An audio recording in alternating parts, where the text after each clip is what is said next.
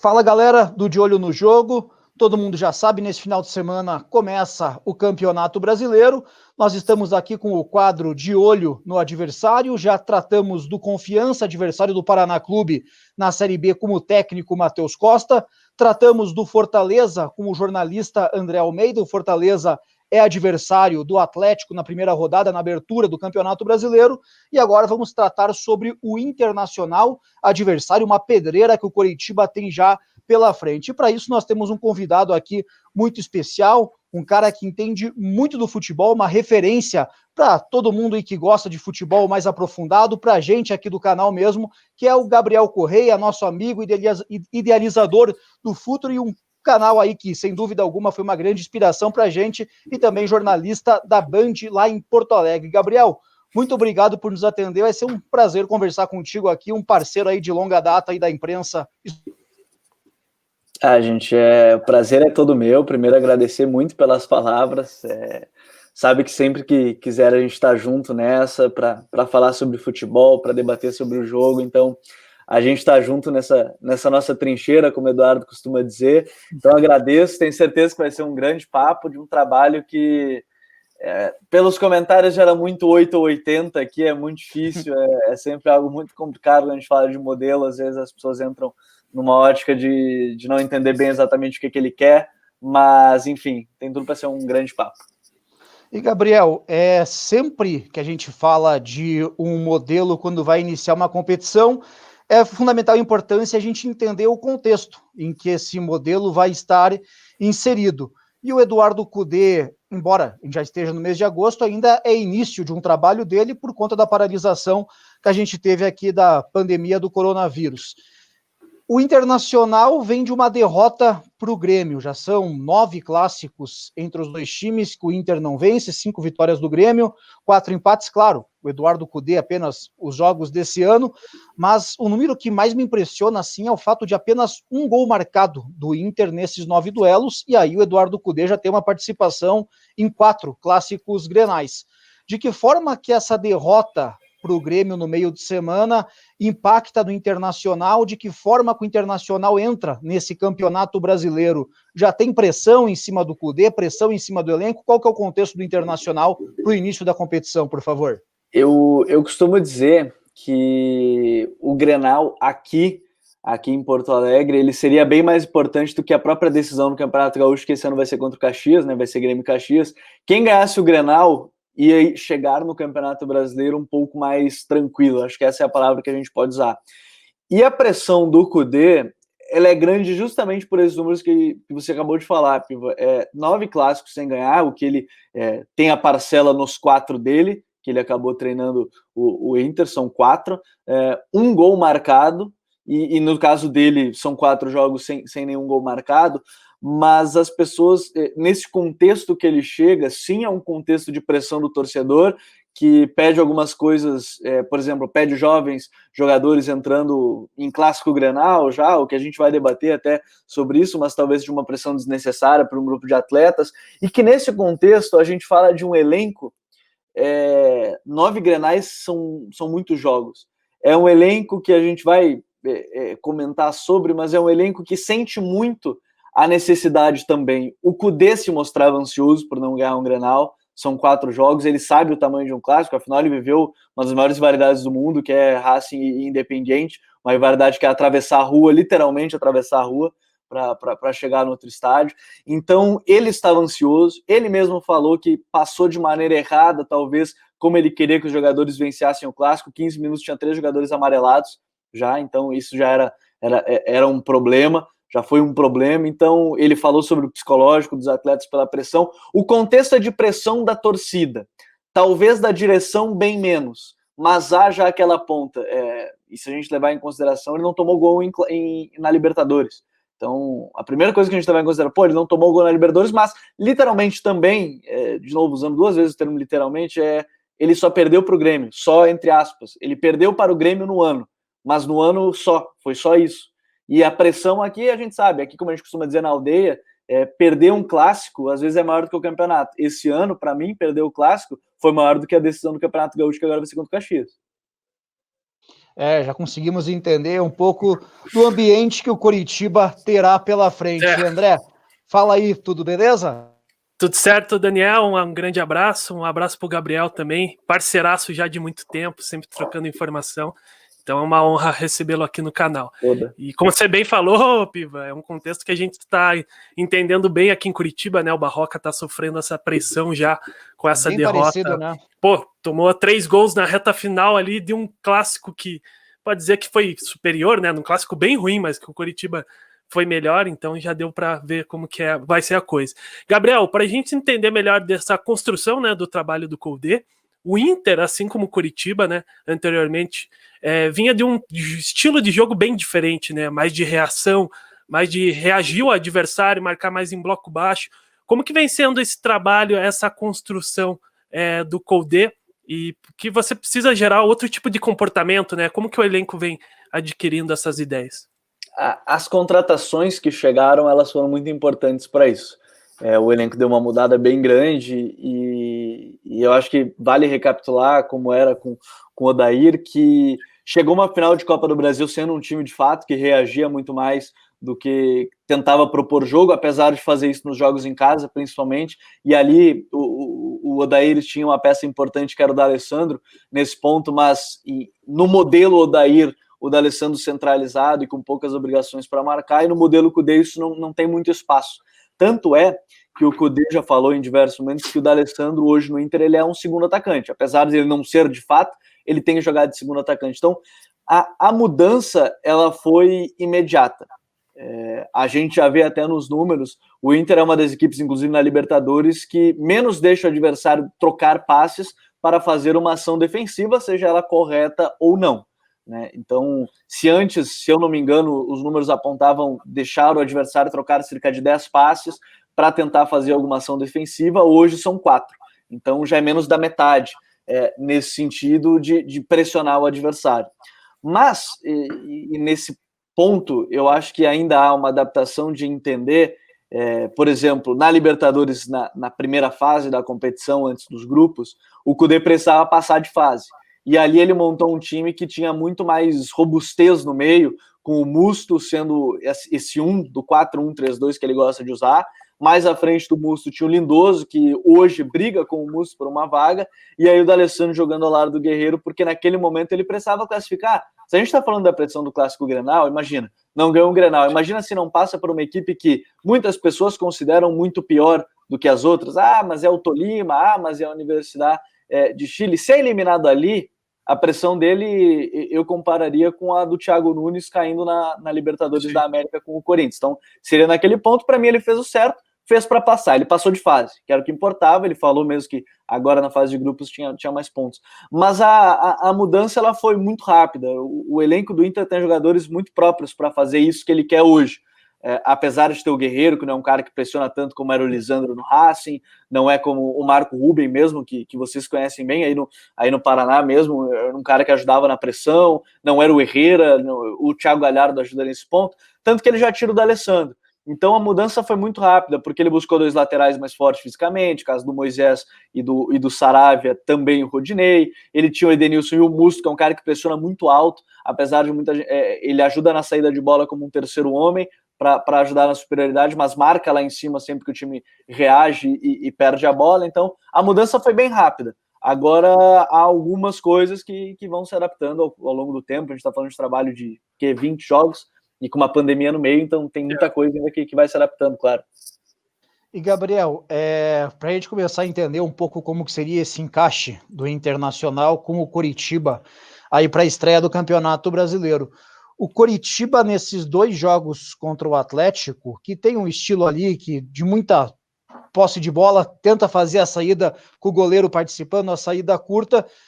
Se o Coritiba teve um ponto positivo de forma clara nessa final contra o Atlético, nesses dois clássicos atletibas, foi essa pressão no adversário na saída. Foi uma pressão muito agressiva, dificultou muito a saída de bola do Atlético. O Wellington, no primeiro jogo, o volante do Furacão, ex-internacional, foi completamente anulado da partida, somente no final que ele consegue participar.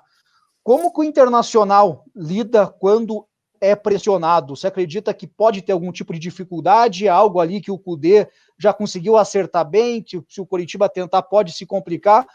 Como que você vê essa questão aí? O Musto, como você já disse, faz essa saída de 3, os dois laterais abrem bastante, mas como que é o funcionamento quando o Inter é pressionado? Consegue fazer bem ou acaba se complicando algumas vezes? A gente não conseguiu ver muito ainda o Inter muito pressionado, né? O Grêmio não apostou nessa ideia, apesar de em certos momentos subir um pouco mais a marcação, ainda não apostou.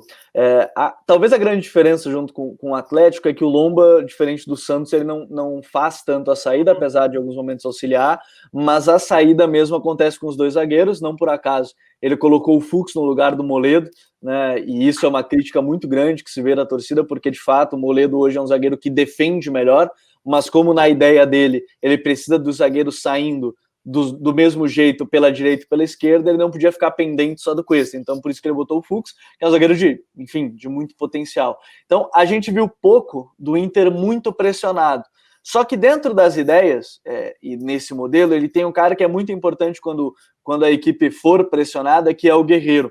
Que apesar não fez gol em clássico, por exemplo, o Guerreiro ele é muito bom sustentando esse pivô. Ele é forte fisicamente, ele ganha a disputa pelo alto. O Galhardo, ele aproveita muito bem esse espaço que ele cria. Então, se a gente falar da pressão que o Coritiba deve exercer, imagino que em alguns momentos, apesar de começar a sair jogando pelo chão, que eu acho que é isso que vai acontecer, o jogo no Guerreiro vai ser o preponderante para segurar essa bola e aí sim fazer respirar o Edenilson, fazer respirar o Thiago Galhardo, fazer respirar o Bosquilha e o Marcos Guilherme, que jogam muito por dentro, enquanto o lado realmente, como você disse, totalmente dos laterais, né? Caso do Moisés, caso do próprio Saravia, mas eu imagino que quando pressionado, a grande arma pode ser o pivô do Guerreiro, que é muito bom, de fato ele é muito bom, mas também a saída, porque o Cuesta e o Fux também gostam de sair jogando, não só tocando. Eles têm muita progressão com a bola, né? O Fux tem uma passada larga, tem 1,90, jogador alto também, então isso ajuda ele. O Cuesta também tem a qualidade da inversão de jogo. Então, imagino que se pressionado, o jogo direto pode ser importante para ele com o Guerreiro. E aí já começa a construção, seja um jogo um pouco mais direto. Muita gente confunde, às vezes, o Kudê gosta de um jogo direto, às vezes. Gosta de um jogo no centroavante, o pivô, e aí o segundo atacante aproveita esse espaço. E isso pode acontecer, isso aconteceu em diversos gols que o Inter fez. Era do zagueiro para o pivô, no caso o Guerreiro, o Thiago Galhardo aproveitando e às vezes o próprio Thiago Galhardo já devolvendo para o próprio Guerreiro para ele marcar. Então isso é importante, ele não gosta só pelo chão. Ele acha que é importante até digamos assim, um lançamento mais para o pivô segurar um pouco o jogo, ajudar o time a respirar. E antes do André, até perdão, André, não. Mas se o Coritiba foi bem ao pressionar, ele foi muito mal quando pressionado. Errou algumas vezes ali, quando o Atlético também fez essa marcação, pressão ali na saída de bola do Coritiba. Sim. E teve complicações. Essa é uma das características do trabalho do Kudê, né, Gabriel? Isso provavelmente a gente vai ver aqui no Couto Pereira neste sábado. E, Gabriel, só para completar, como que é esse encaixe do Kudê, né, nessa pressão? Ele costuma fazer com 2 jogadores. Quem que é esse jogador gatilho para a gente entender como que é esse funcionamento? Eu costumo dizer que os times dele defendem em 2 grandes blocos. Quando a gente fala do 4-1-3-2 dele, e no momento defensivo que a gente citou, podemos dividir o primeiro bloco de marcação mais alta do 3-2, aí os 3 meios, Edenilson, Bosquilha, o Marcos Guilherme, o Guerreiro e o Galhardo. Esses são os primeiros a pressionar. No primeiro bloco eles adiantam um pouco mais, e aí fazem a marcação dos laterais, nos 2 zagueiros, no volante. E aí vem esse segundo bloco que precisa estar no nível de concentração, assim, eu costumo dizer que é altíssimo. Por quê? Porque se o time adversário passa pela primeira pressão, né, desses 5 jogadores, e a gente fala, por exemplo, do Guerreiro, que não é um cara que pressiona tanto, não tem mais o físico para fazer isso, o Musto, apesar de marcar lá em cima, é o único cara antes do mano a mano. Ele é o último cara antes do ataque adversário ficar no mano a mano contra a defesa. Então, por isso também, ele toma muitos cartões. Eu acho que ele tomou muitos cartões bobos nos clássicos, inclusive, mas muitos também porque o modelo pede o que o Musto talvez hoje não entregue fisicamente, de reagir a qualquer momento se o adversário passar por esses primeiros 5 jogadores, porque ele é o único cara à frente da defesa. Então ele precisa ser intenso, ele precisa ser muito bom interceptando, e por isso que é ele não o Lindoso. Muita gente pede o Lindoso, que tem um passe melhor, e que eu discordo em partes, mas isso não vem ao caso nesse caso da marcação. O Musto, ele é muito melhor pressionando, mas ele é o único cara. Ele é o cara que se passou pelos primeiros 5 que eu citei, o Edenilson, Bosquilha, Marcos Guilherme, o Guerreiro e o Thiago Galhardo, ele é o cara para cortar essa jogada. E aí depois a linha já bem adiantada, o Fux e o Cuesta já bem adiantados, o Moisés também tenta ajudar a pressionar, o Saravia, o Rodinei. Então, digamos que são 2 grandes blocos, o ataque e a defesa, que são bem divididos mesmo de marcação. E interessante, né, Daniel? Ele falou ali da questão do Guerreiro ser o escape pro lado do Internacional, né? Um escape.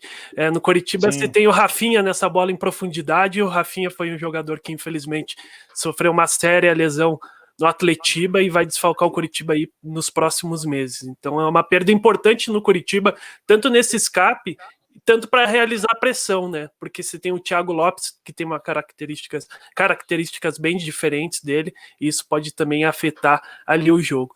Mas, Gabriel, falando um pouquinho mais dessa fase ofensiva, nessa organização do Internacional, como que ele se coloca em campo e qual que é o papel do Marcos Guilherme e também do Bosquilha, né, nesse meio de campo do Inter?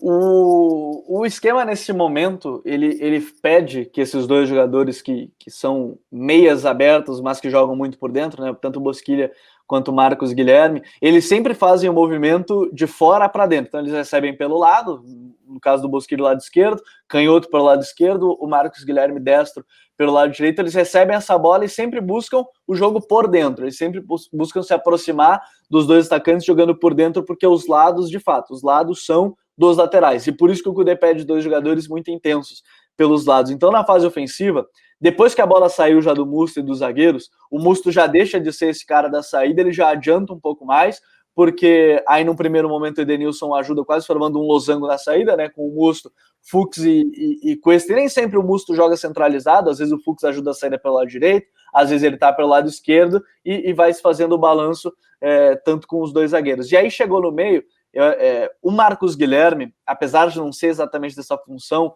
ele tem tido alguns problemas, porque o primeiro toque dele não é tão qualificado para jogar nessa zona de tanta pressão que é o meio-campo.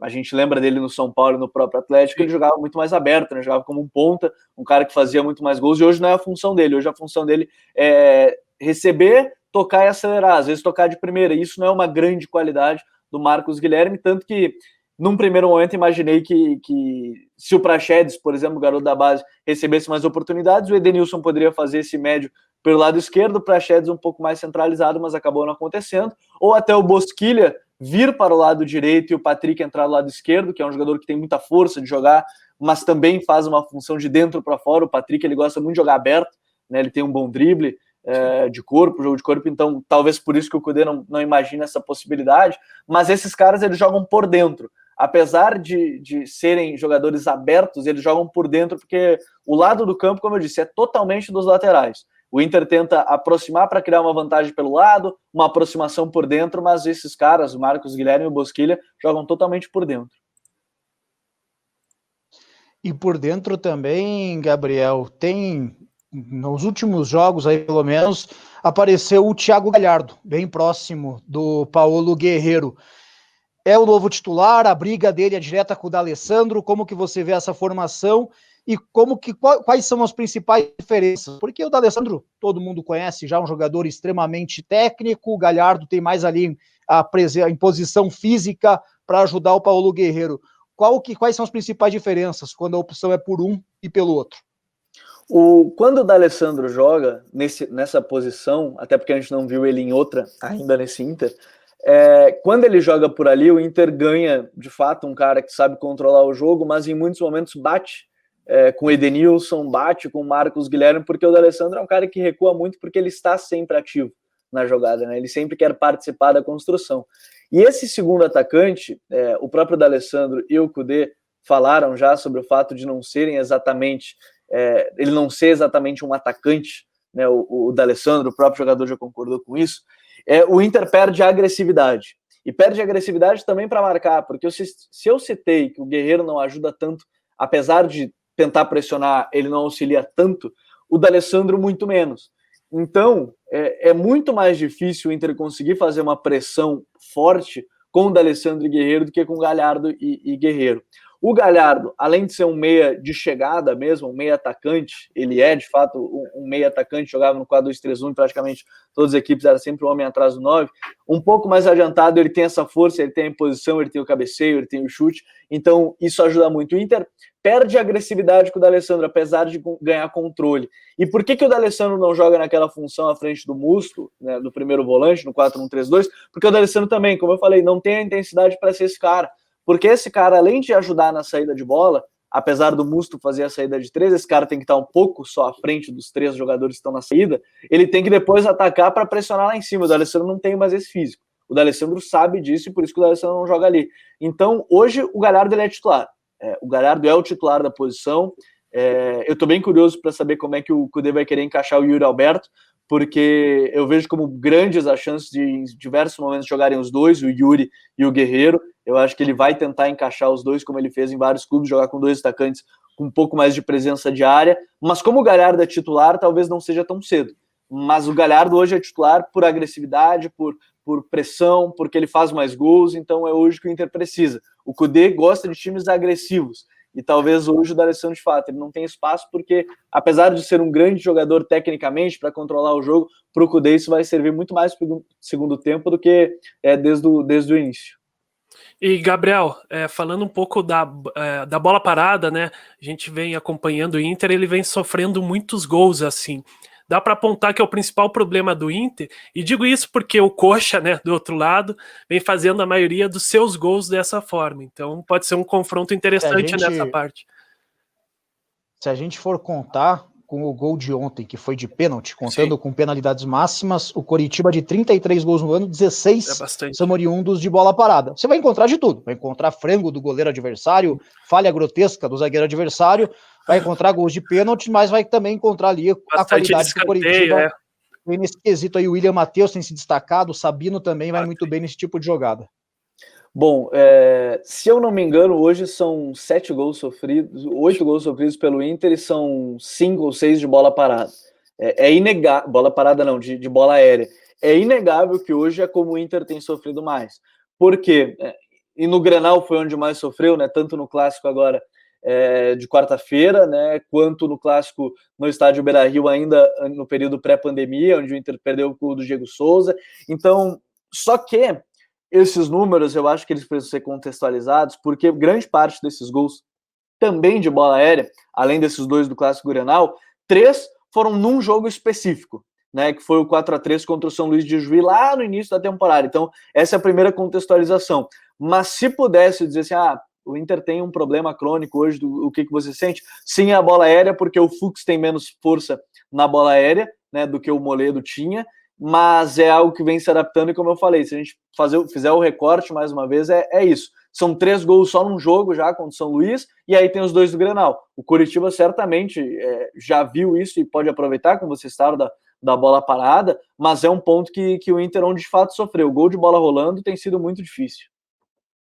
E, Gabriel, para a gente encerrar aqui, gostaria de 2 questões contigo. A primeira, em que patamar você vê o Internacional entrando nesse campeonato brasileiro? É briga por Libertadores, um pouco acima, dá para como uma briga por título, um pouco abaixo, ainda tem, acho que vai demorar um pouco para encaixar esse time do Kudê, pode até focar em competições eliminatórias. E a segunda, daí para finalizar, um provável time para a gente, o que Internacional aqui no Couto Pereira, qual será o 11 inicial do Inter aqui no Couto Pereira, pelo que tem de informação aí já na imprensa gaúcha, por gentileza. Eu vejo o Inter hoje como um postulante a Libertadores. Eu acho difícil colocar o prognóstico do Campeonato Brasileiro ainda, de título, digamos assim. Para mim é um seríssimo candidato a conquistar uma vaga na Libertadores, é um time forte, apesar desse ano brasileiro, enfim, ter diversos treinadores muito qualificados, trabalhos muito interessantes, Sampaoli, o Domenech, né? Enfim, a gente vê o Atlético com o Dorival, a gente vê o próprio Grêmio, só que são 6 vagas, né? Nem todos os clubes vão focar só no brasileiro, a gente vai ter um calendário muito cheio, com Libertadores, Copa do Brasil, apesar de achar que esse time do Kudê pode ser muito bom para eliminatórias, caso de Copa do Brasil e Libertadores. eu diria que é um postulante a Libertadores mesmo. Se vai encaixar ainda mais agora, como é que vai lidar ainda com a pressão que ele vem sofrendo, como é que vai ser esse início de campeonato. E o time, eu diria que não vai ter mudança, o time vai ser o Marcelo Lombo goleiro, a defesa vai ser o Sarabia, junto com o Fux, o Cuesta e o Moisés, talvez o Wendel ainda com um pouco por fora, o meio-campo não tem como fugir de Musta, Edenilson, Marcos Guilherme e o próprio Gabriel Bosquilha, o Thiago Galhardo e o Guerreiro. Dificilmente vejo o Cudê mudando alguma coisa nesse sentido. Talvez o Patrick entrando de fato no lugar do Marcos Guilherme, algum outro jogador ganhando mais oportunidade, o Rodinei lateral direito, o Lindoso, mas o time imagino que não fuja muito do que a gente viu no próprio Grenal. Deve ser aquele, o Sarabia estava suspenso, não jogou, mas não deve fugir muito disso, não.